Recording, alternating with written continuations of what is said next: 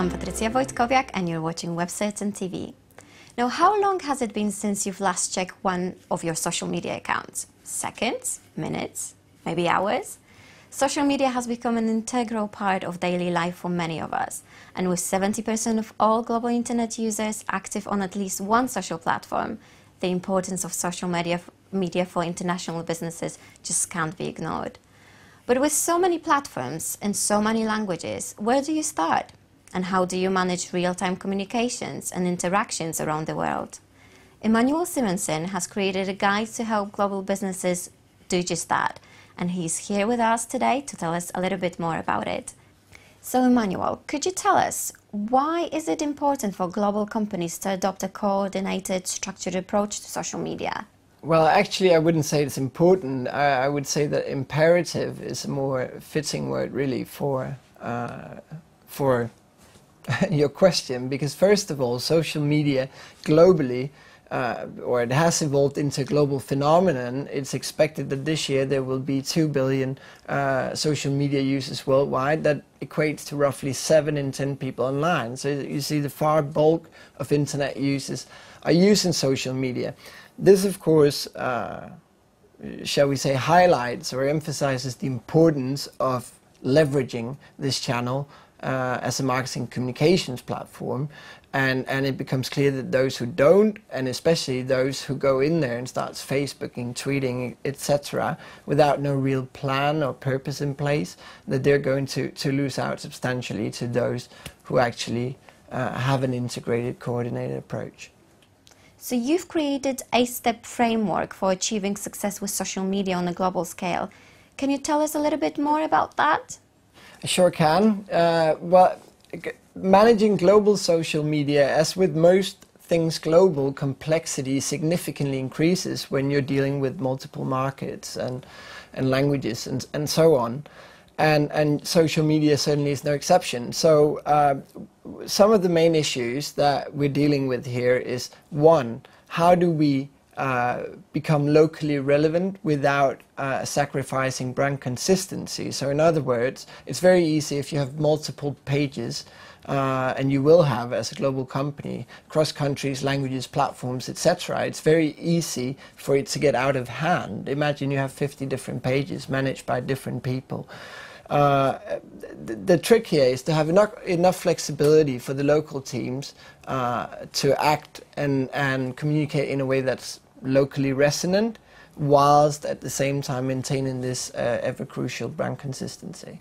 Another thing is responsiveness. Social media is happening in real time, and you know, if businesses fail to respond quickly, then really social media, or the whole value of social media, is lost. And you can imagine that if you have a person or a social media user common in Japan, and you know, you're managing the social media from the UK, then you know, it's not good enough to have someone respond 8 hours later. So you have time zone issues as well in social media that are quite that needs to be taken into account. And then of course, finally, it's hugely important that you tie your social media efforts into your overall business objectives. So as you've already mentioned, listening is one of the steps in the framework. In the guide, you say that a multilingual listening strategy is arguably the single most important aspect of creating your overall global social strategy. When you think about it, really, it's quite perplexing, really, because as I already mentioned, you know, most businesses certainly jump into the tweeting part, you know, before creating a plan, before listening, before doing anything. But what's the one thing that all social media have in common? It's conversation. In fact, you know, without conversation, there is no social, right? And how are you supposed to engage and join in intelligently on those conversations without knowing what is being said about you, two, by whom it's being said, and thirdly, where it is being said? So, you know, social media, or listening, sorry, will guide every single step of your journey onwards. So that ranges from defining objectives to implementing the social channels, organizing them, and to measuring and maintaining accountability throughout your entire organization and for your social efforts. So Facebook, Twitter and Google Plus clearly have strong presence in most markets worldwide. But are there any other important local social networks that international marketers should take into account? There are. I mean, Facebook now has more than 1 billion mobile social monthly users, and that's just mobile. It's approaching 1.3 billion, so clearly that's a global and huge platform. It isn't available, however, in China, where you have all the main Western social networks being banned by the government. So what you have in their place is a thriving local social landscape where you have perhaps the most well-known, Sina Weibo. Then you have Tencent Weibo. There's sort of a hybrid between Facebook and Twitter. Then you have Youku instead of YouTube. And interestingly, it's the same when you look at search. This hasn't to do, but you have Baidu instead of Google.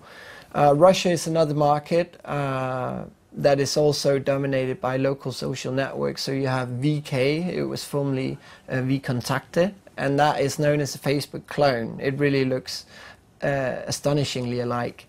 And you also have another one called Odnoklassniki leading the charge there.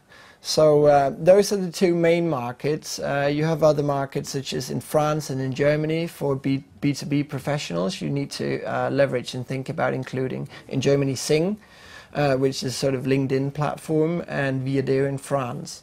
There are some other markets as well, such as Japan, where you have a YouTube competitor called Nico Nico. And well, yeah, you know, a few other places, but those are the main ones that marketers need to take into consideration.